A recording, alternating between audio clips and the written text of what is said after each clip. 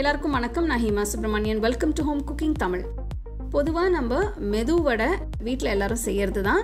ஆனால் இன்னைக்கு கொஞ்சம் ஹெல்த்தியாக கருப்பு உளுந்து வச்சு இந்த வடையை செஞ்சு காட்ட போகிறேன்.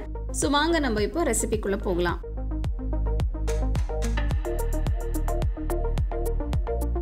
உளுந்து வடை பிரேக்ஃபாஸ்ட்டுக்கு ரொம்ப பாப்புலரான ரெசிபி. இன்னைக்கு நம்ம தோல் எடுக்காத கருப்பு உளுந்து வச்சு எப்படி கிறிஸ்பியான வடை செய்யறதுன்னு பார்க்கலாம்.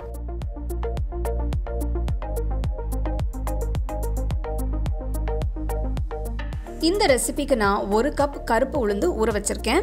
இது மினிமமாக 6 மணி நேரம் ஊறணும். நீங்கள் நைட்டு ஊற போட்டால் காலையில் கூட அரைச்சிக்கலாம், சரியாக இருக்கும். 1/4 கப் பச்சரிசியை தனியாக ஊற வச்சிருக்கேன். இதுவும் அதே டைம் ஊறணும். தண்ணியை வடிச்சிட்டு அரிசியை மிக்சர் ஜாருக்கு மாற்றுங்க. உளுந்தில் இருக்கிற தண்ணியை சுத்தமாக வடிச்சிட்டு இதையும் மிக்சர் ஜாருக்கு மாற்றிடலாம். இது கூட நறுக்கின சின்ன துண்டு இஞ்சி, நறுக்கின ஒரு பச்சை மிளகாய், 1 டீஸ்பூன் உப்பு சேர்த்து ஜாரை மூடி எல்லாத்தையும் நல்லா அரைச்சிக்கலாம்.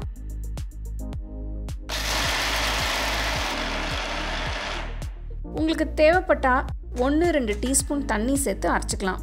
ரொம்பவும் தண்ணி சேர்க்காம மாவு அரைச்சாதான் வடை நல்லா கிறிஸ்பியாக வரும். நான் உளுந்த தோல் கூட அரைக்கிறதால ரொம்பவும் நைஸாக அரைப்படாது. லேசாக கோர்ஸாக தான் இருக்கிற மாதிரி இருக்கும். பரவாயில்ல, கொஞ்சம் அப்படியே இருக்கட்டும்.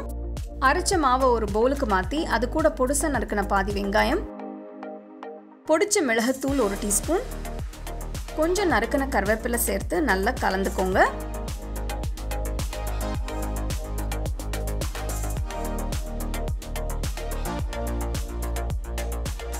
வடை மாவு தயாராயிடுச்சு. ஒரு கடாயில் பொரிக்க தேவையான எண்ணெயை ஊற்றிக்கலாம். ஸ்டோவை மீடியம் ஃப்ளேம்லேயே இருக்கட்டும். எண்ணெய் சூடானதும் வடையை பொரிச்சு எடுத்துக்கலாம். ஒரு சின்ன பவுலில் கொஞ்சமாக தண்ணி வச்சுக்கிட்டு வலது கையில் தண்ணியை தொட்டு இடது கையில் தடவி கொஞ்சமாக மாவு எடுத்து கையில் வச்சு மறுபடியும் லேசாக தண்ணி தொட்டு தடவி நடுவில் சின்ன ஓட்டை போடுங்க. தண்ணி தொட்டு செய்யறதால மாவு கையில் ஒட்டாமல் செய்ய வரும். தட்டுன வடையை சூடான எண்ணெயில் மெதுவாக போடுங்க.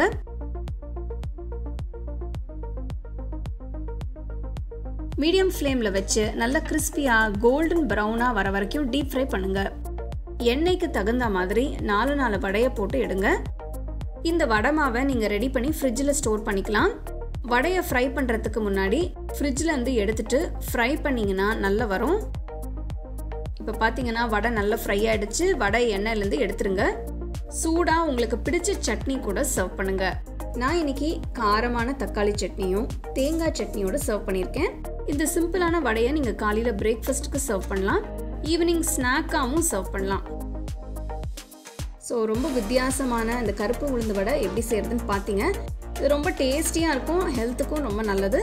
ஸோ அடுத்த வாட்டி வடை செய்யணும்னு நினச்சிங்கன்னா இந்த ரெசிபியை ட்ரை பண்ணி பாருங்கள். கண்டிப்பாக உங்களுக்கு பிடிக்கும். ட்ரை பண்ணி உங்கள் ஃபேமிலி ஃப்ரெண்ட்ஸோட ஷேர் பண்ணுங்கள். உங்களுக்கு இந்த ரெசிபி பிடிச்சிருந்தா லைக் பண்ணி ஷேர் பண்ணி ஹோம் குக்கிங் தமிழ் சேனலுக்கு சப்ஸ்கிரைப் பண்ணுங்கள். மறக்காமல் பெல் ஐக்கானை கிளிக் பண்ணுங்கள்.